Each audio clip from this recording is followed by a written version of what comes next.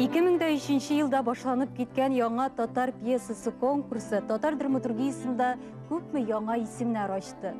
Eğer de bu beygi ötkerilmese Raul Sabur isimli dramaturg bulur idim iken.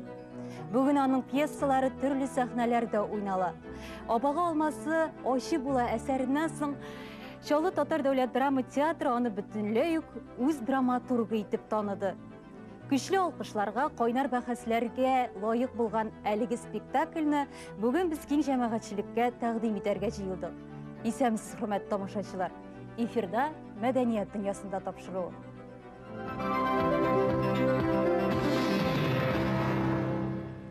Studiyamiz konaklары Abağa almasa Aşı Bula eserin tuduruşçular, hem onun birinci tamaşaçısı hem tanqidçisi Niyaz İğlamov. Isemisiz. Hayırlı gün. Yolğışmasam, mene spektaklinin premierisi aprel ayında oldu. Bilübüçe indi Şolu Tatar Devlet Drama Teatrında başka eserlerde tuğup qana tura. Ne için Яңа Ғасыр tamaşaçılarına bugün naq әлеге eserini taqdim etəbiz? Mikrofonga. Ничек дип әйтергә кирәк? Хәтер бездә бик яракта китмәдек. Быел без Бийек Җиңүнең 65 еллыгын билгеләп үттек. Театр менә шу Бийек Җиңү көнне нидер бер бик җитди әсәр белән килергә тиеш иде. Абага алмасы Ашы Була пьесасы Рауль Сабар тарафыннан бик җиңел тумады. Ул кат-кат эшләде һәм безгә biz indi үзебезнең автор буларак әлбәттә Рауль Сабарны куярга тиеш идек. Һәм ялгышмадык та. Тамашачылар тарафыннан ул шул хәтле җылы каршы алынды. Аны мин сүзләр белән аңлатып та бетерәсем килми. Спектакль беткәннән соң да халык кыймылдамыйча ничектер менә Тын калып торды. Тын калып, уйланып кала. Hem biz maksatımızga erişebiz dediğimiz şunun için. Şulay da Fail Efendi, mene televizordan spektaklini təqdim etkəş, tamaşaçılar qarağaç neciktir teatrga başqa yürümesler deyip teatr jetekçiləri гадәттә qurqa. Hem indi televizorda mene televideniyaya berip barmıylar spektakller. Mene ne için bugün күрсәтәбез biz onu? Yok, bizge kirisinçe tezirek bu spektaklini күрсәтергә кирәк bütün tamaşaçılarga, bütün televizyon tamaşaçılarga, халыкка tezirek күрсәтергә кирәк. Çünkü biz her bir әйбердә соңарып барабыз. Менә бу спектакльдә безнең яшь кенә журналист 20нче гасыр өчен төп геройдан Насыйбулланың bir төн эчендә аның язмышын тыңлап чыкканнан соң гафу сорый. Indi başkalar ülgürelmezken mümkün, belki repertuardan düşüp kalırga mümkün mü? Yok, düşüp kalmaz deyip uylayım. Hem ol bütün halk isminden, yaşlar isminden bir gerek de kileşek için şuşu Nasibullah kart arasında altından gafur sırrı. Çünkü biz her eybirde de sonarıp arabız demin, mene kişegin hakkına Duma bizden nerse kabul etti. Şunday, katın meselesinde big zor jinuga erişti deyip uylayım. Çünkü ol big zor cinayet aldığında cinayetini tanıdı hem gafu etinu. Mana bu gafu etinu. Hemen 20. asır aldığında biz kürsətken mihnetlerimiz için gafu etinip ülgürge tiyir. Sen çağında alar bizden bizge rencip gitmesinler için. Indi tamaşaçılarga belki koybirovlar okugandır, çünkü ol bit 2008 yılının Яңа Татар piyasası almanağında basılıp çıktı. Raul Efendi, mene piyasa üzerinde gıybretlik kişi yazmışı. Elbette indi mende bizning tariximizning eng chetirikli temalarının birisi ko'tariladi. Mende 30-cı yıllar soğuş vaqti içeri, soğuştan so'nggi yıllardan so'ng mehnatlarini ko'rgan, şulay xalq düşmanı ismine layık bulgan, layık deyip indi xalq düşmanı ismini yürtken mene bu Nasibullalar bugün bizim turmuşumuzda da vas түгел. Mene Irak kitesi yok, benim babamның yazmışı tüp geroyniki bilen ortak yakları köp. Şulay da mene nididir konkret prototipi var mı bu Nasibullahның? Әле жыйылма образ mı ol? Ну, әлбәттә инде ул жыйылма образ, ул типлаштырылган образ, ләкин бу пьесаны язарга мине бер командировка этәрде. 2004 елда мин Әгерҗе районына командировкага барган идем. Анда 86 яшендә үз гомерендә беренче тапкыр паспорт алган бабай янына мен барып кайткан идем. Һәм шул бабай белән очрашу миндә шундый, ничек дип әйтим, күңелемне болгатып җибәрде дип әйтим. Болгатып түгел, дөрес. Сискәндереп җибәрде. Сискәндереп, тетрәндереп җибәрде. Чөнки мин бу бабайның күзләрендә ниндидер котышкыч курку күрдем. Нишләп килгән бу Казаннан бу журналист? Алар Нәрсә чыннан да кирәк һаман аңа? куркалар. Нәрсә кирәк аңа? Бу мине алып китмәс микән? Бу миңа берәр нинди начарлык эшләмәс микән? Чөнки аның бәлки бүтәнчә уйларга бәлки рәте дә, уе да, мөмкинлеге дә юктыр, чөнки бу илдә ул бер кашан да рәхәт күрмәгән. Аның янына ниндидер мәсьәлә буенча килсәләр, аннан һәр вакыт корбан гына сораганнар. Син менә моны корбан итәргә тиеш, син тегене корбан итәргә тиеш. Аңа бер нәрсә дә бирмәгәннәр. Шуңа күрә ул бабай белән безнең әңгәмә килеп чыкмады. Миңа калса, ул әзрәк соңгырау картны уйнап йөри иде, яхшы ишетсә дә. Димәк, инде пьеса тормышта булган вакыйгаларга Әйе, корылган. ул шул үзенең соңгыраулыгына сылтап, тегеләй иттереп, булай иттереп, бик аз гына нәрсәдер миңа сөйләп алды. Мин әлбәттә инде газет өчен мәкалә әзерләдем. Ләкин күңелдә ниндидер канәгатьсезлек хисе калды һәм бабайның менә шушы курыккан күзләре минем күз алдында ничектер һәр вакыт торды һәм мин моның турында язмакчы идем повесть. 2005 елда Яңа татар пьесасын уздырдылар яшьләр өчен дип, 35 яше тулмаган авторлар өчен дип. Миңа ул вакытта 35 яшь юк иде әле. Һәм мин ни өчен әле драма итеп язып карамаска дигән фикер килде дә башка, мин аны яздым. Яздым, ләкин ул вакытта бу пьесага әллә ни зур игътибар булмады. Гәрчә башка пьеса, мин 2 пьеса җибәргән идем, Зинфира Кайсылова аппагым пьесасы ул вакытта лауреат исемен алды.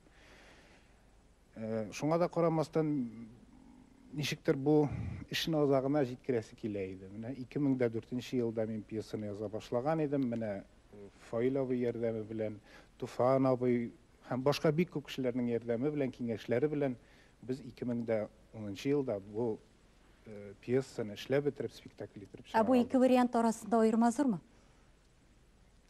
Шактый. Менә сез әйтеп тә киттегез, повесть итеп эшләмәкче идем дип. Нияз менә абага алмасы чыннан да ул ничектер хикәяләүгә корылган. Монда инде Насыйбулла, журналист Айбулатка үзенең үткәннәрен бәян итә. Гадәттә, драматургик законнар буенча хикәяләү спектакльне иллюстративлыкка китерүе мөмкин. Менә театр моннан кача алганмы? Һичшиксез. Чөнки чынлап та бу режиссерның һәм театрның эше андай куркулардан качу. Чынлап та анда бик күп теге монологик формасында, бик күп хикәялек формасында бирелгән. Ләкин алар чыгара алалар театр хәрәкәт белән, мизансценалар белән, интонациялар белән. Анда бик күп эшләнгән аның өчен. Бик күп аларның әле бу театрны белергә кирәк, бу сәхнәне белергә кирәк, Чаллы театрының татар сәхнәсен белергә кирәк. Анда алар өчен чынлап та зур батырлык андай әсәрләргә тотыну һәм аларны кую, чөнки анда сәхнә бик кичкенә, бик бәләкәй, анда бик күп массовый сәхнәләр дә бар. Һәм ничектер бу чынлап та режиссерның бик зур теге фантазия турында ачыклап та сөйли һәм чынлап та мин чынлап та уйлыйм, бу спектакль театр өчен, Чаллы театры өчен бик зур уңыш дип саныйм. Һәм тагын бер нәрсә бар монда. Мине бик якын белгән генә кешеләр беләләр. Минем бер хобби бар. Бик кызыксынам мин икенче бөтен дөнья сугышы белән һәм аның иң зур өлеше белән безнең ватан сугышы белән бик кызыксынам. Формага игътибар итәм, орденнарга, бөтен кичкенә нечкәлекләргә һәм бигрәк тә теге психологиягә бик теге игътибар итәм, игътибарлы мин. Һәр хәлдә менә бөтен обсужденияларда мин аны беренче чиратта ничектер хобби буенча. Менә монда бик минемчә бик фотографический материал, бик бай монда. Бик тегәл эшләнгән ул, чынлап та эпоха ачырга бик туры килә. Һәм менә мәсәлән мин хәтта бүгенге көндә кинолар төшерәләр, менә Штрафбатлар, менә күптән түгел Михалков үзенең теге әкиятне барлыкка китерде, предстояниене. Анда язылган, хәтта күрсәтелгән Штрафбатлар 41 елдан булганнар икән. анда бик зур хаталар белән, ялгышлар белән һәм яшь буын ул аны белмичә. Демәк, тормыш чын барлыгы шагыла. Әйе. Ә менә Равил әфәнде, кайвакыт драматург театрга үз спектаклен тәкъдим итә, премьерага килә, һәм бу бик талантлы куелыш, ләкин мин бөтенләй башка әсәр язган идем, бөтенләй башка нәрсә турында сөйләргә теләгән идем дип кайтып китә. Менә сезнең өчен яңалыклар булдымы спектакльне карагач? Гомумән сәхнә вариантын ничек кабул иттегез? Бик шатланып кабул иттем, чөнки без мин дип әйтик инде Чаллы татар дәүләт драма театры белән бик дус. Мин анда атнага 3 булмаса 2 булса да кирип чыгам. Юк вакытларымны бар итеп кирип чыккан вакытларым да бар. Репетиция процессын күзәттегез. Репетиция процессында репетицияләргә файловый мине кертә. Кайчагында куып чыгара, мин 5 минутка чыгып торам да яңадан керәм. Чөнки миңа процесс кызыграк нәтиҗәгә караганда. Һәм шуңа күрә мин ничектер премьерага килгәч, мондый спектакль булган икән дип гаҗәпләнеп карап утырмадым. Мин нинди спектакль күрәсемне белеп килдем. Нәтиҗәдә нинди спектакль килеп чыкты һәм сез канәгатьме дисәгез, әлбәттә канәгать. Лилия, менә сез спектакльдә бердән-бер хатын-кыз. Гөлия акыллы, ул чын менә саф, тугрылыклы, көтә һәм ярата белүче татар хатын-кызы. Менә бу образны гәүдәләндерүдә нинди авырлыклар булды? Беләсезме, бу образны тудырганда бернинди авырлыкта кичермәдем кебек мин. Чөнки мин беренче тапкыр укыганда ук бу әсәрне бик нык яратып кабул иттем. Гөлия образына мин беренче укыганда ук гашыйк булдым. Һәм татар хатын-кызының сабырлыгы, тыйнаклыгы миңа кичкенәдән таныш. Чөнки мин әбиемнең, әниемнең сөйләгән вакыйгаларын ишетеп, күңелемнән үткәреп үстем. Әбием минем 14-нче ел кешесе, инде хәзер ул мәрхүмә булды, ләкин аның сөйләгән вакыйгалары нәкъ менә Гөлиянекенә ошаш кебек булды инде миңа. Чөнки ул 41-нче елда бабамны озаткан сугышка, һәм бабам киткәч кенә минем әнием туган. Ул аны 27 яшендә тол калган, бабам үлгәндә, һәм гомере буе үлгәнен белсә дә көтеп яшәгән. Шуңа күрә миңа бер дә авыр булмады бу Гөлия образын тудырырга инде. Менә Ниястан кычыбарак әйтегез әле, Абага алмасы ачы була спектакльне татар театрында вакыйга дип әйтеп буламы? Сез әлбәттә үзенчәлекле спектакль дидегез, ләкин Чаллы театры өчен үзенчәлекледер. Гомумән бөтен татар театр тормышында вакыйгамы ул? Әйе, чөнки гомумән сугыш турында җитди әсәрләр бик аз безнең сәхнәләрдә. Бик аз бара.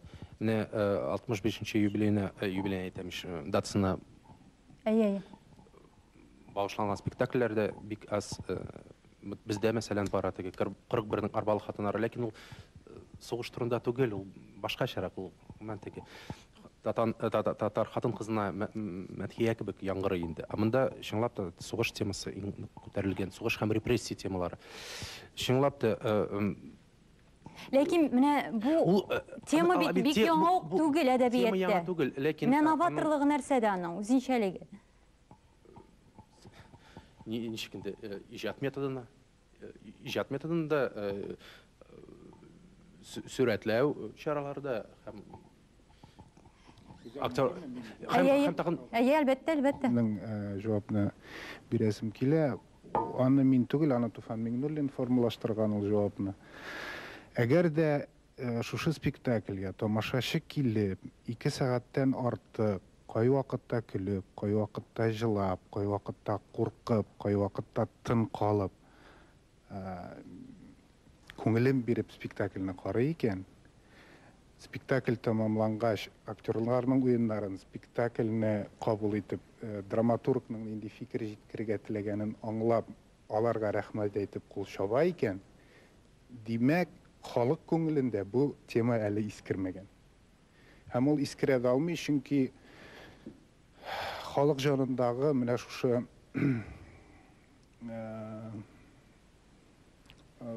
авырту дип әйтимме соң инде үзенә күрә шундый бер авырлыкмы, әле ул тиз генә үтмәячәк. Яра. Рәнҗеш, яра, ул әле тиз генә төзәлмәячәк. Чөнки ул яраны гасыр буе тирәнәйткәннәр. Һәм аны төзәтер өчен бәлки бер гасыр кирәк. Менә әсәрнең исеме Абага алмасы ачы була. Әлбәттә инде Абага чәчәге безнең татар аңы өчен, татар өчен ул таныш образ. Ә менә ни өчен Абага алмасы? Безнең вакыт бик аз. Аны аңлатырга минем хәзер аны аңлатасым да килмәс, чөнки Һәм инде тамашачылар бәлки спектакльне карагач, спектакльнең азагында безнең төп герой Насыйбулла бик тәфсилләп, бик матур иттереп аңлатып күрсәтә менә шушы журналистка. менә әлбәттә инде кызганыч спектакльдан соң без чыннан да аралашып утыра алмыйбыз. Фикерләребезне җиткерсәк, тамашачылар үз бәя ничек бәялиләр, нинди бәя биргәннәр, менә турыдан-туры шундый әңгәмә булсын иде. Ләкин инде вакытыбыз бик тыгыз, безгә әлегә ул турыда уйларга иртәрәк, ләкин Фаил әфәнде, шулай да менә якшәмбе көнне ниндидер эшләрен ташлап, 2 сәгатьтән артык спектакльне спектакль тамашачыны җәлеп итә аламы? Алла берсе әйтәчәк. Ни өчен дигәндә, бит без һәрберебез әтиләр, бабайлар язмышы белән очрашачакбыз. Аларның күбесе әйтәм бит, бәлки рәнҗеп тә киткәннәрдер бу тормыштан, бәлки кадер хөрмәтне дә күрергә өлгермәгәндер. Әмма дә ләкин без менә бу сүзне әйтәләбез икән, аларның аныклары, балалары, аларның бер генә минутка булса да безнең белән бергә яшәячәк, җаннары якынаяшак, ничектер аларның рәнҗешләре кимер кебек. Һәм без инде монда бөтен тамашачы исеменнән дә шушы сүзне әйтәбез кебек. Чөнки бер генә семьяны да, бер генә гаиләне дә 20-нче гасыр ничектер кагылмыйча үтеп китмәде. Һәм бик яхшы яктан түгел. Менә без 20-нче гасырны ничектер җәмгыятьтә инде бер-беребезгә карап гафу итәләбез икән. Димәк, без балаларыбызга да тормыш бирәбез дигән сүз. Һәм шул вакытта бабайларның да рәнҗешенә, аларның рухына ничектер без лаеклырак булырбыз. Һәм инде бу әсәрдә журналист Равил Сабырның кайчандыр матбугатта басылып чыга алмаган фикерләре дә геройлар аша яңгырар, һәм инде аларга да игътибарлы булсак иде. Менә шулай да финал турында сорамыйча кала алмыйм. Менә финалда Айбулаттан хат килә бабайга, Насыйбуллага. Ни өчен соң бүгенге көн күзлегеннән караганда матбугатта бастыру мондый теманы каршылык уятмый кебек. Менә ни өчен бастыра алмаган? Әлбәттә безнең җәмгыять үзгәрә, ләкин бәлки мин әзрәк теге гипербола булсын өчен дә шундый финал ясаганмындыр инде. Җәмгыять үзгәрә, менә шушындый спектакльләр хакимият ярдәме белән. Безнең бит бу спектакль Шаулый шәһәр хакимияте ярдәме белән чыкты. Анда дәүләт турында матур-матур сүзләр әйтелә. Шуңа да карамастан хакимият финанс белән ярдәм итәргә кирәк дип тапты бу спектакльне. Димәк, безнең җәмгыятьтә, безнең хакимияттә үзгәрә дигән сүз, без үзебез дә үзгәрәбез дигән сүз. Әлбәттә, бәлки бүген сүз иреге мәсьәләсендә менә монда спектакльдә күрсәтелгәнчә андый зур проблемалар күренеш буларак юктыр да. Ләкин аерым очракларда, аерым редакцияләрдә, аерым баш мөхәррирләр андый әле бар. Чөнки безнең журналистларда, язучыларда эчке цензор, куллык әлегә барыбер бик көчле. Чаллының иҗтимагый тормышында зур вакыйгага әверелгән әлеге спектакль Татарстанда да, Татарстаннан читтә яшәүче милләттәшләребездә дә ниндидер зур яңгыраш уятсын иде дигән теләктә сезнең белән саубуллашабыз. Килүегез өчен зур рәхмәт. Инде димәк, хөрмәтле тамашачылар, Абага алмасы ачы була спектаклен бергәләп карарга алынабыз. Инде спектакльдән алган фикерләрегезне Шамил Усманов урамы 9 санлы йорт адресы буенча һәм инде 570-50-35 телефоннары аша җиткерсәгез иде. Киләсе очрашуларга кадәр сау булыгыз.